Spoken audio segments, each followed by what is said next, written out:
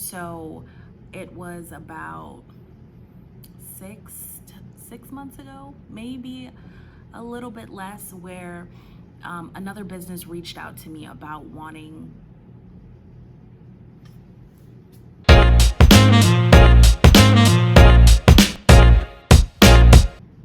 Hello, beautiful people. My name is Ashley, and I'm the owner and creator of Rekindled Kindled. Welcome back to my channel. So I'm just gonna jump right into it. I want this video to be super quick, but I also want to make sure I address every part of this topic. So today's video is titled Running a Small Business with a Full-Time Job. As some of you may know, I might have mentioned it in other videos, my full-time job is I'm a teacher. So this full-time job is not like many other full-time jobs in that many of my days are more than 8 hours. You know, many of my weeks are more than 40 hours. So a lot of my work looks very different. But I think that is probably why this video is so necessary, because being a teacher full-time is my passion. It's my career. It's something that I want to stick with. But I also want to be able to dedicate as much time as I possibly can to my small business, because it's also my passion and it's also something that I would like to grow, because you shouldn't have to give up on one love for another. You should be able to have both, and that's just something that I fully believe in. So running a small business while being a full-time teacher is arguably one of the hardest things I've done in my life, but it is completely worth it. So every day, every weekday, Monday through Friday, I work. I wake up at 5:45 a.m. I go to work. I get off of work at 2:30 p.m.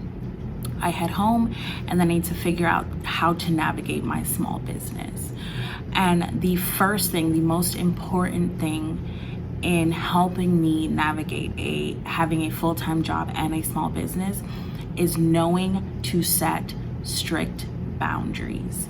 So for being a teacher, work is at work. So if that means some days I need to stay at work until 4 p.m., that's something I'm dedicated to doing.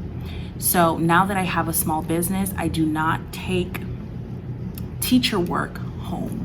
So all teacher work stays at school. If that means I have to stay at school until 4:30, that's a strict boundary, right? Because as soon as I go home, I want to be able to focus on my small business. But I also, in addition to wanting to focus on my small business, I also want to focus on me. So something that I've made a priority is scheduling my time. So I know that in the morning I wake up at 5:45 a.m. I leave for work by 6:45 a.m. I'm at school from 7 to 2:30. Some days I'm here until 3:30, some days I'm here until 4:30, but as soon as I get home, from 6 to 8:30, I am working on my small business every single night, 6 to 8:30, working on my small business. In the time between 4:30 and 6, I'm working out, I may be watching TV, getting dinner ready. Those are things that I'm doing from that time. And then from 8:30 to 10 p.m., that's also me time. I'm winding down, I'm showering, I'm reading, I'm spending time with myself to get centered, to do it all over again the next day. So that is my typical work week, where I'm setting strict boundaries and scheduling my time. Saturdays and Sundays look a little bit different for me. On Saturdays, I dedicate all day to work as much as I can, from 12 to 8 p.m. working. Sundays are a day that I schedule for myself. Everything that I want to do for me happens on Sunday. And that is how I can balance being a full-time teacher and having a small business. Because if I didn't set these clear boundaries, I would definitely be overwhelmed. It's extremely to be overwhelmed, especially if you have a full-time job, you have a full-time income, but you want to do more. Because candle making for me is all about creating new experiences for people, just like I do in the classroom, just in a different way. So another important thing about having a full-time job and being a small business owner is being realistic about your capacity. So I'm consistently having this internal dialogue with myself about what I can realistically manage as someone who has a full-time job and who runs a small business by themselves. It was about 6 months ago where a business reached out to me about wanting to order 700 candles. And I was, of course, extremely excited. Oh, so excited. But realistically, in the time frame that they wanted the candles and to source the materials, it wasn't something that I could accomplish. It wasn't, you know. It was something that I was really bummed about, but if I had accepted, I would have been extremely overwhelmed and I would have slacked off at work. I know it, you know. So it was something that I had to have a conversation with them about and let them know that I was extremely honored that they reached out to me, but, you know, it wasn't something that I had the capacity to take on, you know. And of course, in the future, I would absolutely love to work with them once I've grown my business to a point where I can say, sure, yeah, I can make 700 candles. But right now, not realistic. On the other hand, I got a request for 150 candles. And I was like, oh yeah, 150 candles, I can do that. It's no problem, because the time frame was there, right? I had the time. I was able to schedule out candle making, and I was able to accomplish it in a solid amount of time. So it's extremely important for you all to think about what capacity you have and how much of yourself you're willing to give, because there is sacrifice when you have a full-time job and you're trying to manage a small business, because it's very easy to be spread very thin.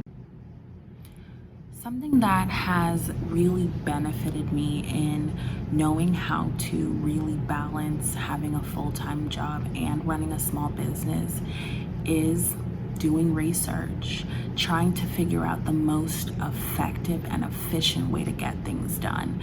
Because something that really sucks is when you spend more time on something than you need to, because you want to be able to maximize your time. You want to be able to get as much small business work done as you can in the time that you have, especially if you're sticking to that schedule that you've set for yourself. So if I tell myself I'm going to pack all the orders that I got when I get home and I want to do it in 2 hours, I'm going to figure out the most efficient way to pack all those orders, whether it means assembling all the boxes first, adding in all the padding, and then picking out the specific candles for each order, or doing them one at a time. So trying to figure out the most efficient way to maximize your time so you can then move on to the next thing. Because as someone who is a full-time teacher and a small business owner, I'm always thinking about that next thing, you know? So it's extremely important for you all to and for myself to look into the ways that you can be better at your job, so you have more time to do your job. And the last thing I would like to address is knowing when to ask for help. When you are running a small business, that's a second full-time job, right? No matter how much time you dedicate to it, you're always going to be thinking about it, what you need to do next. So you want to know when you get to that point where you need help. You want to know how to say to yourself, okay, I can't do this by myself. Whether that means hiring a virtual assistant, reaching out to someone who needs part-time work, knowing when you've reached that point where you need some help. And it's okay to need help. No one's going to be able to do everything by yourself, right? And it's also a great way to grow, right? I know that in my small business, I'm not the best photographer, right? I know I'm not the best at marketing. So the minute where I get to the point where I can hire someone, I'm going to hire a marketing person. I'm going to hire a photographer, because those are the first things that I want to get off my plate, because I know I haven't mastered those. Not that I don't think I can, but I don't have to. You know, there are other things in this small business that I want to focus on. So know when it's time for you to ask for help. Know that it's not a bad thing to ask for help. It's actually extremely powerful to be able to say, okay, I need help, and then finding that help, and whether that be posting a job listing, right? Reaching out to other people who might know of people. That is perfectly fine. So it's extremely important to know when you need to do that. And finally,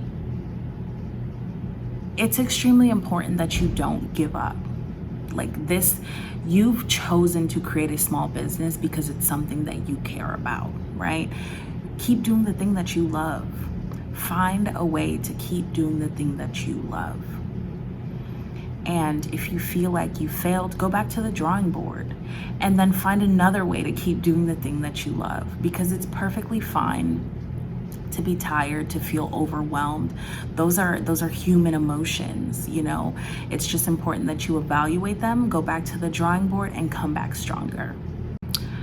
So that's me addressing how I balance a full-time job and running a small business. Thank you so much for joining me. And if you like what you saw, go ahead and give this video a thumbs up. If you'd like to stick around, you can go ahead and subscribe to my channel and leave me a comment below on your biggest concerns of running a small business / teacher life. Thank y'all so much and have a wonderful day. Bye.